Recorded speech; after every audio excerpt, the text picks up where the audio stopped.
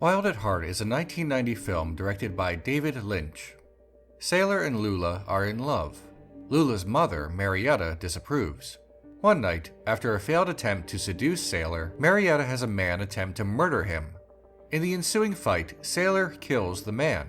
Time passes, and after Sailor is released from jail, his relationship with Lula continues. He breaks parole, and he and Lula drive out of town on a road trip. Marietta, still hoping to get Sailor out of the picture, uses her criminal connections to send a hitman to kill his daughter's boyfriend. They come upon a car crash shortly after Lula has a vision of her mother. Lula takes this as a bad omen. Running low on cash, Sailor agrees to join up with a criminal named Bobby. They commit a robbery that at first seems successful until Bobby murders someone and then attempts to murder Sailor as well. Bobby dies violently, and Sailor is taken back to jail. When he is released years later, he meets his son and after some deliberation, decides to marry Lula and help raise their child. Everything is uncontrolled and explosive in the film. It isn't a reflection of reality, but a world that operates under its own rules of madness. Wild at Heart is kind of this intersection of ideas, common thematic elements, and cohesive storytelling elements and references that permeate throughout the filmography of David Lynch. This is not Lynch's best film, but it is a sort of central hub for what his movies are all about. The director seems to have this fascination with a man's journey from youth to adulthood and how the fear of maturity dooms him along the way. Eraserhead has Henry Spencer unexpectedly saddled with a grotesque, malformed child. His life has been turned upside down, and nothing feels real anymore. Dune has a young man burdened with incredible responsibility after his father dies. Blue Velvet features a young man disillusioned by a strange world and thrust into a sexual relationship with an older woman. There are numerous examples of this in Twin Peaks as well. Of all these examples, Wild at Heart seems to dive in more than the others, with the two main characters deeply immature at times, over the top, and acting with reckless abandon. Their journey to some level of maturity is long, and in Sailor's case, does not happen until the last minute of the film. Sailor spends more time as the initial version of himself, and not the changed version of himself than, say, the protagonist of Blue Velvet, who begins to change almost straight away. Fire is a common motif in Lynch's works as well. In Mulholland Drive, a woman emerges from a fiery wreckage without her memories. Fire as a force of both destruction and creation, in this case of a new person. Twin Peaks and its movie famously use the phrase, "Fire walk with me." In Lost Highway, the mystery man resides in a burning shack. In Wild at Heart, fire is everywhere. Sailor and Lula smoke as an important habit, regardless of the fact that this led to tragedy for them in the past. Fire relates to self-destruction. Lula had a devastating encounter with fire when she was younger, yet they continue to seek passion, seek the fire, seek self-destruction. The world is too much for them, and they choose to burn along with it. Lynch's films also contain shots of roads to keep the audience in mind of the physical journey paralleling the spiritual journey of the characters. Lost Highway is an obvious example. Mulholland Drive is too. Dark roads at night are mysterious and inviting. But in Wild at Heart, we have a narrative that is actually a road movie.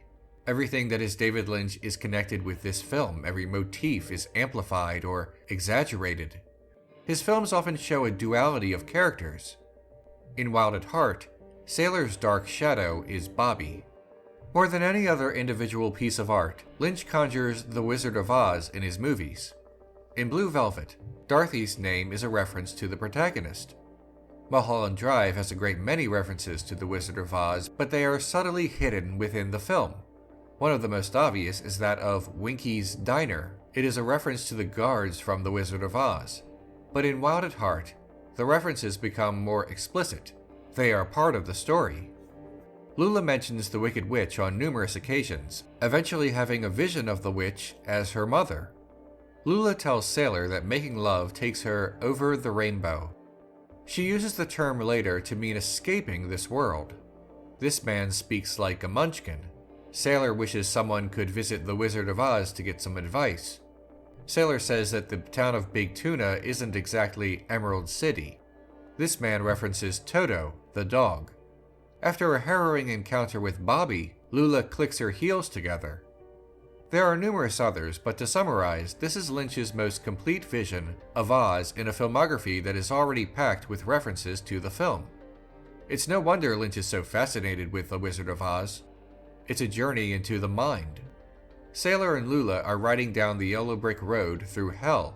That is actually what Lynch called their journey. He rarely explains his films thoroughly, but of Wild at Heart, he has said, "As to what it's about, Wild at Heart is about finding love in hell, which might be a theme in all of my movies. This particular hell is modern life." Lula says the world is wild at heart and crazy on top. She wants to flee from it, the way Dorothy does, over the rainbow.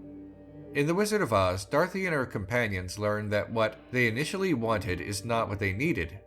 They all reach some form of enlightenment about themselves, their true selves. And that leads us to the philosophy of the film. Did I ever tell you that this here jacket represents a symbol of my individuality and my belief in personal freedom? About 50,000 times. How does David Lynch see freedom? Sailor's declaration is a little strange. He says that the jacket represents a symbol, not that it is symbolic. In other words, he believes in the abstract principle of freedom, but does not actually understand what it means. Sailor's freedom is complicated. He was just released from prison, but he is confined by the terms of his parole. Due to the belief in his personal freedom, he rejects these terms and breaks parole almost immediately after his release. Of course, people who are released from prison sometimes do end up back there, but Sailor risks incarceration almost the second he can see the sun. His boasts are perhaps a case of wishful thinking.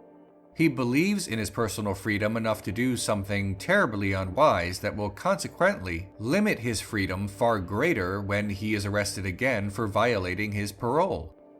Sailor does not understand that absolute freedom cannot exist because it limits the freedom of others.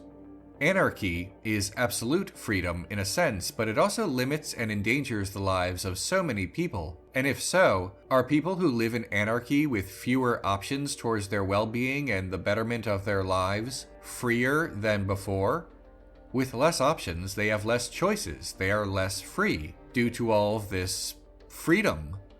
Freedom is a paradox, a word that sounds good out of the mouths of politicians and on t-shirts and other places that eschew complexity. Sailor's focus on his own individuality and desire for unlimited freedom results in him locked up in jail for years, far less free than before. Sailor and Lula no doubt see themselves as rebellious. Lula believes the world is wild at heart and crazy on top, so their journey is a quest to leave this world, somewhere over that rainbow. They try to forge meanings for themselves. The phrase wild at heart suggests a predetermined nature of the world. Existentialists would say that there is no human nature, since there is no God to conceive it. However, Lynch does not believe in this, once saying, "The kingdom of heaven, God, the almighty merciful Father, is that totality, it's that level. It's the almighty merciful Father and the divine Mother, the kingdom of heaven, the absolute, divine being, bliss consciousness, creative intelligence. These are all names, but it is that. I sort of think that the great religions are like rivers. Each one is beautiful, and they all flow into the ocean." In other words, he believes in some spiritual force in the universe, and he taps into this realm through his transcendental meditation. That is where he claims he finds his ideas. He submits to the universe, and it delivers visions to him. Sailor abandons his uncompromising individuality and his belief in absolute freedom in the end. He submits to something more powerful than himself, which manifests in this vision. And in this new worldview, he believes in the greater power of love. The world has opened up for him. This is his true freedom. Hi everyone, if you like what I do, consider clicking on the orange Patreon link below. That's how this show happens. It's also a way for you to request an episode, so check it out.